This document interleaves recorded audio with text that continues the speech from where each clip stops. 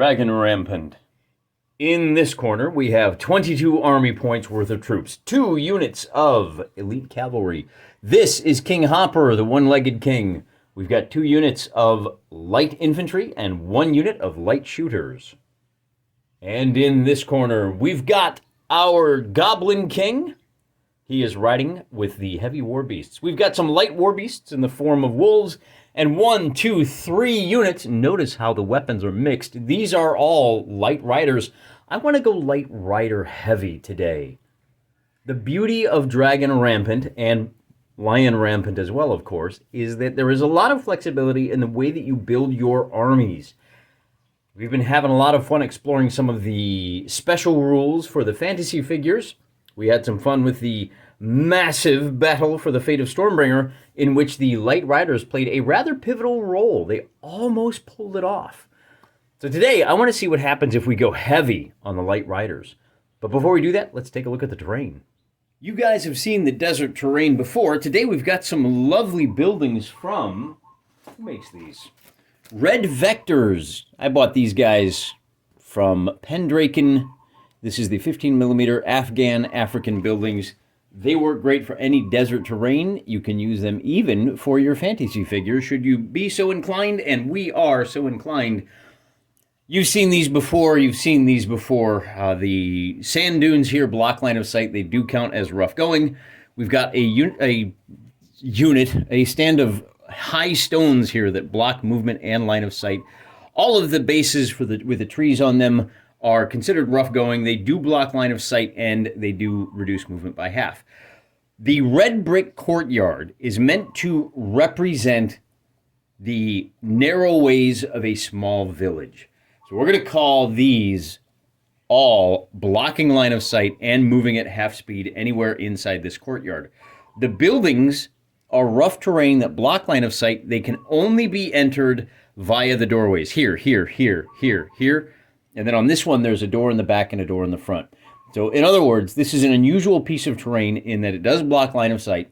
It does reduce movement by half, but you can only enter it from this side or this side. And of course, as usual, because it's considered rough going, all of your attack and your defense are 5. Your armor is classed as 2, no matter what unit you are. Yes, horses can go in there. We're just going to put them on top to show that they're in that piece of terrain. If you are shooting at someone in this piece of terrain or in one of these buildings, their armor goes up by 1. And here's a shot from the miniature's eye view. Aren't those lovely? It's really like $15 for all 4 of those. Not bad at all. And they don't look like MDF because they did the whole spackling thing on the sides. Anyway, we need to figure out what the special abilities are for our 2 leaders. The red dice will be for the Goblin King. Blue dice will be for the Crusaders. And we roll a 15 and a 9. So our Crusaders, with the result of 15, during attacks, leader's unit may reroll 2 failed hit dice. For the Goblins, the leader's unit is not affected by fear. Well, wait a minute, did I get that right? Yeah, there's nobody that causes fear in this fight, so it doesn't make any difference. The big thing is, King Hopper is going to get to roll 2 failed hit dice on the attack. The next thing we need to figure out is, what is our battle going to be? The goblins are trying to burn the village to the ground. They win if they can catch any 3 of these buildings on fire.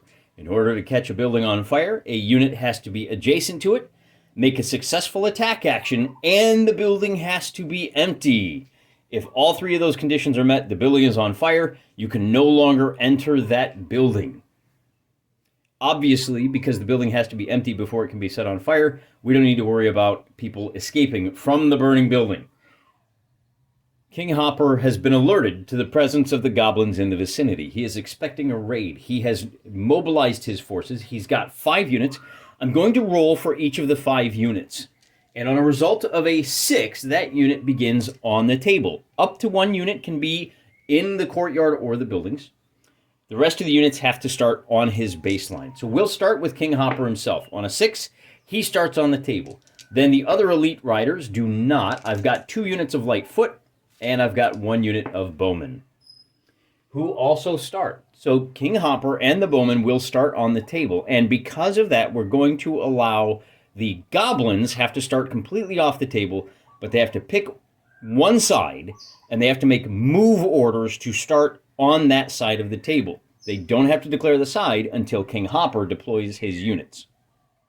One quick change, you can shoot through this courtyard. It is classed as rough going for movement purposes, and if you're shooting through the courtyard, your target does have the +1 for armor. So it's not a true rough going because it doesn't affect your fighting ability. It kind of opens things up a little bit while still making it risky to move through here.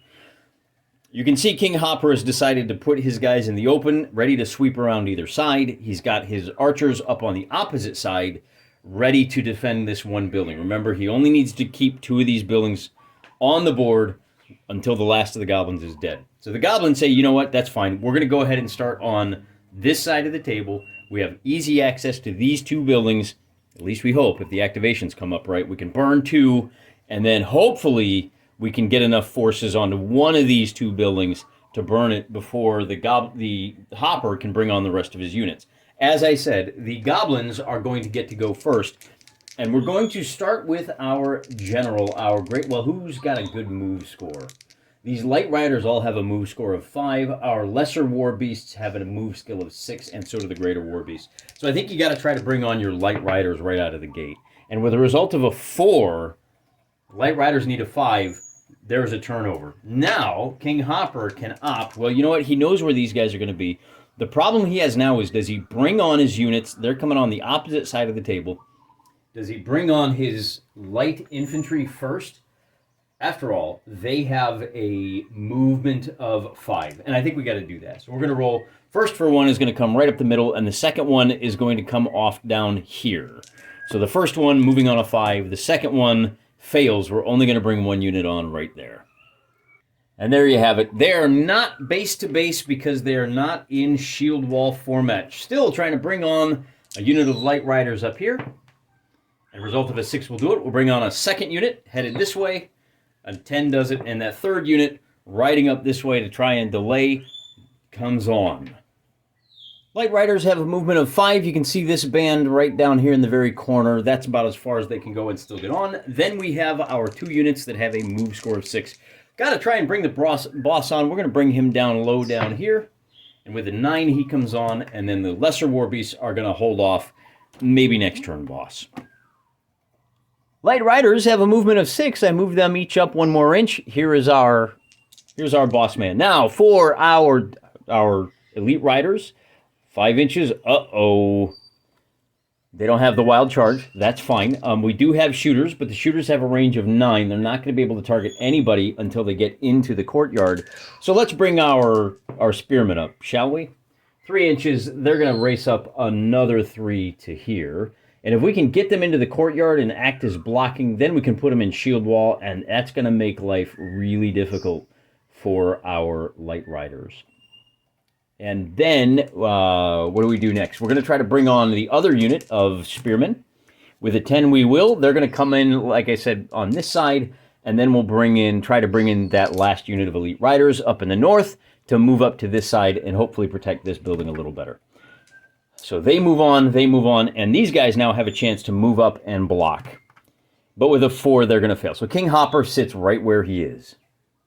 Well, let's start with the goblins up here. They're going to try to make contact, and they do with a 5. These guys will make contact with this building. They do with a 5. And then we're going to try to bring up these guys to draw aggro. And they do not. That's going to be all we do, is bring our first 2 units. And I can measure this on camera for you. See how we're 4 inches away there and 4 inches away there. We are safe from bow fire. No wild charges yet. We'll bring our trusty spearmen up. We'll bring our second unit of trusty spearmen up. And then we'll think about our best bet. We got to bring these other elite riders close enough to defend this building. We have some defenders in position already for this guy, so it's got to be those elite riders first. And with a result of a 6, I think they have... They're waiting. They're waiting for word to move in. Light riders make an attack on a 7 or better. That being the case, let's see if we can bring our wolves on first, since that only needs a 6 or better. With a 6, our wolves are going to come on, and they're going to go straight up to about here. And then we're going to make our 2 attack rolls. Let's see if we can burn the first couple of buildings, deny these guys any defensive terrain, huh? With a result of a 7, this building catches fire. And here, with a result of a 2, the turn is over. But I remembered while I was setting up. Look at this. I got lovely little fire tokens. So here we are on the very first usage of my new terrain, and I've already set fire to it. Look at that. The goblins are a third of the way to victory. At this point in the game, I think things are going well for King Hopper. We're going to bring our spearmen into the courtyard with a result of a 7. They only move on a 5. Now, because it's the courtyard, remember, they're only going to be able to move that 1.5 inches to here. And they just kind of mob in, don't they? Like so. So we have our first unit in the... We're going to bring these guys up to here. They can move 3 inches. If we roll... Let me re-roll that one since it's so cockamamie. 3 inches can bring them to within 1 inch of King Hopper. And then we have to decide what to do with our... Oh, you know, next turn, maybe we should put them in here. Or better yet, we should bring these guys into there. But that's for next turn. For this turn, we're still trying to bring King Hopper into position. We're going to bring him around since those guys don't seem very motivated. It's funny how your psychology changes when you play a game like this. That, you know, the dice rolls will help you decide what you should be doing here. The figures take on a life of their own, and you start to adapt to, well, we all know it's just dice rolls, but if those guys are so reticent, then we're going to treat them as reticent. I think that's about all we can do. No, we can bring those guys up, too. We're going to roll and see if they want to move. Ho! I guess they're not so reticent after all, are they? Once again, I want to get some movement done before we do anything else. I'm going to bring these Greater War Beasts up first. I want to bring them around to the front, and hopefully they can take that wild charge instead. On an 11, they'll be able to. And they have wild charge, but they don't have line of sight. So by sneaking them around like this, I think we can draw the attention of these elite riders. And that's going to be very important because we don't have a whole lot of fallback room. We need to use our strongest unit. I'm also going to send these, you know, the poet, I think it was Longfellow said, gather ye victory points while you may. I kind of think this is the best play to go first, but this is the higher percentage. I'm going to try for the 6 here. I'm going to send them in. And with a 4, I don't get it. All right, King Hopper, that means it's your turn. We'll use the blue dice for activation. We do have a wild charge for the first time, and with a result of an 8, he is going to get it. Let's take a look at this combat right here. He's going to charge into, it's king on king. Here is what that fight looks like from the table's perspective. Now, because things are so cluttered down here, I'm going to go ahead and break out the dice tray. The red dice will be hitting on 6s. Not great for the warband, for the war beasts. The elite riders are hitting on 3s.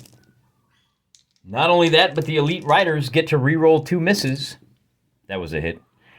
So the elite riders are going to wind up with our greater war beasts have an armor of 4. They're going to wind up with 1, 2, and they just missed the clean sweep. But 2 wounds will eliminate 1 figure, one of the greater war beasts. They are going to have to make a save versus cowardice. Really morale. I mean, come on, this is deadly stuff, right? They're the ones that got to make the roll. 5 minus 2 is going to give the greater war beasts a result of a 3. They have a courage of 3. They're going to be okay. Actually, courage of 4 because they got their war boss with them. But they will be battered. They will drop back 2.5 inches. He's going to drop back to there. He's going to drop back to there. And I think we'll kind of put them a little bit side by side like that, maintaining our little inch of separation between. And I think, where's my batter gem? Where's my batter gem? I'm going to drop her right there. That was only the wild charge phase of the game. We've got a solid wall of defense marching forward. Let's bring these guys up first. With a result of an 8, they'll march forward to 3 inches. These guys will move forward on a result of a 5 or better, which they do. And then we've got that last unit of elite riders ready to plunge in on a 7 or better. They fail. But that was a very good turn for King Hopper, wasn't it? Our Goblin King here needs a 4 or better to recover. And with a 6, he at least loses the battered status. Then we've got to try and grab our second victory point. We need to roll a 7 or better. And with a 9, we do. And so we drop our little Litco fire pieces on the building, and it's pretty obvious what's going on. Now, things are still really crowded down here. The only crew that has gone is these guys. What do we do? I think I want to try to use our light riders are going to try to take a skirmish action. For that, they need a 7 or better. With the result of a 10, they do. So what they're going to do is they're going to fire at the boss man, and then they're going to execute a move 2.5 inches in that direction. I've already moved them because it does not matter. We are going to be firing at close range with our light riders. They are going to be hitting on a 5 or better. Is that right? On a skirmish, oh, they shoot at -1. So we need to roll 4 6s in order to do 1 casualty. We score a total of 1 2 6s, and the dice just are not coming up for our boys. We do have these guys who can move on a 6 or better, and these guys move on a 5 or better. Let's try to move these skirmishers first. We roll an 8. They're going to go crashing. I don't know. What do we do? I think we got to go. Let's try going that way. And then these guys are going to try to move, and with an 8, they will also move. Everybody's on the table. We have to do our wild charge against the nearest enemy. That makes it this light riders here instead, making an attack roll. King Hopper is going to succeed. He's going to charge these guys. Those light riders don't want none, son. They are going to try to execute the skirmish order, and they need a 7 or better for that. With an 8, they succeed. So we will make another attack, hoping to get 4 6s. We'll do 1 wound on their way out the door. And this is how light riders are used. Now, I only rolled 1 6. I'm saving them up, I guess, for another turn. Bear in mind, they are only 1 inch away from King Hopper's unit. So the fact that they fade back 2.5 inches does not save them this time. King Hopper is going to pile in anyway. I'm going to bring him up to the front, and I'll bring one more guy up to the front, and we'll just kind of bring these guys in behind. They were able to catch. Now, that's a real big problem for our light riders, because when they execute a skirmish order, their armor drops considerably. I'm using the wrong term for that. When it's your activation, like these guys, it's a skirmish order. When it's the opponent's activation and you're being charged, it's called an evade order. Either way, whatever you call it, these guys are going to die. The Hopper hits on a 3, and for every hit, he does 1 wound. And that's actually kind of a terrible roll, all things considered. But Hopper does still manage to get his 2, 4, 6. He does 6 damage. He completely wipes out this unit. But not before that unit makes a counterattack. And going up against elite riders, they need to score 4 hits. Light riders on the attack, they have a defense value of 6. So if they score... Oh, you know, I got this wrong, didn't I? They scored 1 success for the light riders. And Hopper scores 1, 2, 3, 4, 5, 6. Even without the reroll, he completely eliminates that unit. Our shooters finally have a chance to get into the mix. They're going to take a shot at these light riders right here. The light riders are half inside the cover, and they are, so the hits are only, that increases their armor by 1. These guys are just outside of range, so they're only hitting on 6s. But before we do that, we should find out if they even manage to get a successful order. A 10 does it. We're going to roll 12 dice, seeing how many 6s we can pick up. 1, 2, 3 will do it. I think riders have an armor of 3. Light riders, because they are in cover, they're going to need 4 hits. That means no damage on that front. We'll bring these guys up, the light infantry. On a 7, they'll move up 1.5 inches. These guys are going to form shield wall, and that's going to be the end of the turn. Greater War Beasts have wild charge. They're going to try to get back some of their own. And with the result of, we'll reroll, that doesn't matter. They're going to succeed. So we have a combat here. You know, Greater War Beasts have Ranger as well. We really should have sent them directly through this, lured these guys into the terrain. It would have gone way better. Oops.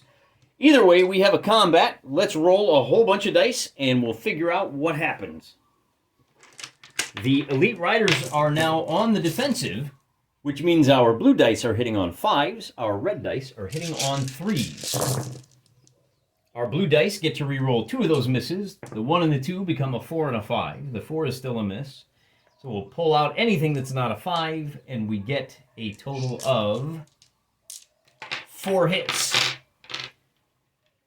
What's about the red dice? They are going to get a total of 7 hits altogether. So that's going to be, I think both of these units have an armor of 4, do they not? 4 and 4. So that will be 1 wound for each. And because I only have 3 figures in my Greater Warbeast, they are down to half strength now. Both sides took a casualty. I'm going to have to roll 2 morale checks. With a result of a 7 and 11, everybody wins. The Greater Warbeast will fall back. Kind of a disappointing result for the Goblin King, I gotta admit, because now they're going to get hit once again. Let's try and move these guys up on the 6. Well, wait a minute. These guys are also Rangers. They are going to charge this unit. They don't have a choice. They have Wild Charge. Our Mindless Beasts are going to roll a 4. They're not going to move. Now, that does not end the turn just because you blew a Wild Charge. We're going to try to bring these guys up on a 5 or better. They will move up 5 inches altogether. And, we probably should have done a skirmish order, so we could have taken a pot shot at the boss man here, except we don't care about killing Hopper. We just want to burn some buildings, okay? We just want to set some stuff on fire. Oh. Who's left? We've got 1 more unit up there. And this unit is going to... Let's try a skirmish order. These guys are... You know what? That's exactly what we're going to do. We're going to skirmish order these guys right here. And a Snake Eyes ends the turn for our goblins. Turn over. Time for Hopper to do what he does. We've got a Wild Charge. He's going to try to take out the Goblin King. And on a 6, he does at least get stuck in. And once again, this combat is not going to go great for the Goblin King, because Goblin King is only hitting on 6s. So red dice hitting on 6s, he only gets 1, and Hopper is going to be, his misses, he turns 1 miss into a hit. So he gets a total of 1, 2, 3, 4, 5, 6, 7, 8, 9 hits altogether. That's going to do 2 more wounds, and that's going to force a morale check on the Goblin King at -5 +1 because he is the Goblin King. So -5 +1 is a -4. He scores a 2, and that means he has to right away, directly from the enemy, half a move, which puts him here, and he is battered. And man, is he in trouble now. He's at risk of being driven from the field altogether. That was only... Let's bring these guys around since that's what they were doing. That is only the Wild Charge phase. Are these guys within charge range? No, they are not. They are 6 inches away from the Light Riders. They only have a movement of 5 inches. We're going to make life difficult. We are going to bring these guys into here on a 5 or better. So now we have 2 units in. You know, come to think of it, I probably should have given the Goblins a larger stake. More points for their army to counteract the fact that they have to charge all the way across the battlefield. This is going to be a problem for them. These guys are going to make shield wall. With a 4, they fail. So it will be the Goblin King's turn. Why am I using the red dice for the wrong side? Goblin King is trying to recover. He is no longer battered. That's all he can do. And everybody else, and you can't see him, but he's right here. Hello. I'll put him back. Now what do we do? Anybody else? We have a Wild Charge here. These guys are going to roll a 7, and that is going to put them in contact with these spearmen. Remember, the Rangers, they don't care about the terrain difficulties. You know, our Light Riders, they're not Rangers, no. Lesser Warbeasts are. They also have, fleet-footed, excuse me. Fleet-footed means you run through here with no problem. Ranger means you fight through there with no problem. Those light foot are going to be rolling to hit on 5s because they are in the terrain, if you will. Our Lesser Warbeasts don't care. Oh, you know, I wonder if I probably only should have rolled 6 dice when attacking these guys. Oh well, the Greater Warbeast didn't score any hits anyway. Everybody is hitting on 5s. We'll bring this to where you can see it. Probably should have started it there, huh? So what do we got? We've got a total of 1 hit, 2 hits for the goblins, and we've got 1, 2, 3 hits for the humans. And that is going to be no increase in armor. I think that's going to be score 1 for... So that kills 1 spearman. And the lesser warbeasts have an armor of 3, so they lose 1. That's not a trade they can afford. Not only that, but... Oh, you know what else? We have to do our morale checks.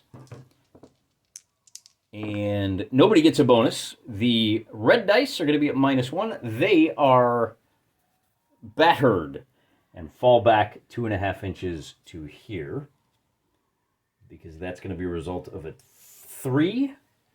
Lesser warbeasts have a courage of 4.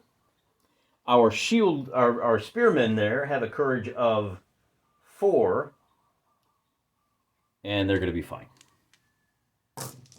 That's it for the wild charges. What about these guys? These guys are going to ride hellbent for leather, trying to get up to here. Needing a 5, they score a 4, and nothing doing.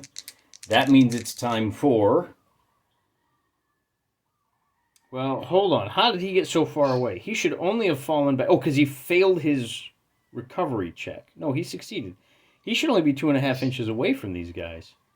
I'm going to bring him up a little bit more. And that's important because, well, either way, these guys are going to charge the boss man down there. Because if they can kill him, it's going to go really poorly. So 7 means we are going to fight, but we'll bring them down just to make it official.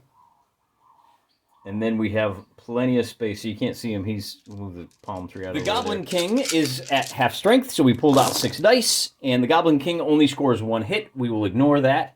All we need is 1, 2, 3, 4 hits, and that's going to put an end to the Goblin King. But that's not the end of the battle, or is it? Everybody now has to make a morale check on the side of the goblins because their general is dead. So these guys are going to roll, and with a result of a 2, they will fall back and be battered. These guys, in fact, I'll put battered down there right now. The lesser warbeasts will check, and with another result of 2, they will be battered. And we have 1 more unit of light riders up there. With a result of a 7, they will be fine. The spearmen here are going to try to form wall. They will, and then we're going to try to bring our elite riders up, and we're going to bring them around this way. On a 7 or better, they do move. Not a lot for our goblins to do. We got to try to recover from being battered here. A result of a 4. I might just do it. Light riders have a courage of 5. They are going to retreat off the board, straight back to their board edge, carries them away. The warbeasts are going to recover, but that's all they can do.